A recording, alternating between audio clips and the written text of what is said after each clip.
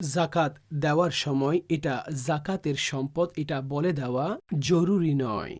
আপনার অন্তরে নিয়ত রয়েছে যে আমি এটা জাকাত আদায় করছি, আপনার জাকাত আদায় হয়ে যাবে। কিন্তু শর্ত হচ্ছে আপনি তাকে জাকাত দিবেন যিনি জাকাতের হকদার। তো জাকাতের হকদারকে আপনি জাকাতের নিয়তে টাকা দিয়ে দিয়েছেন। বরং ফুকাহায়ে ইসলামগণ এটাও বর্ণনা করেছেন যে যদি আপনি সেটাকে অন্য কোনো শব্দ দ্বারা পরিবর্তন করেন, যেমন বললেন এটা উপহার, এটা গিফট, এটা ঈদের সালামি আপনাদের জন্য, তখনও আপনাদের জাকাত আদায় হয়ে যাবে। আপনার অন্তরে জাকাত রয়েছে, সেটা যে কোনো শব্দের মাধ্যমে আপনি তাদেরকে দিয়ে দিলেন, তো এতে কোনো ধরনের কোনো অসুবিধা নেই।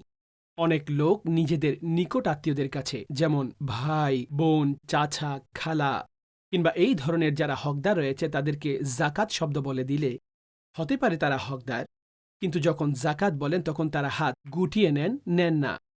তো আপনি তাদেরকে একেবারে জাকাত শব্দটি বলে দিবেন না, বরং আপনি উপহার বলে দিলেও আপনার জাকাত আদায় হয়ে যাবে।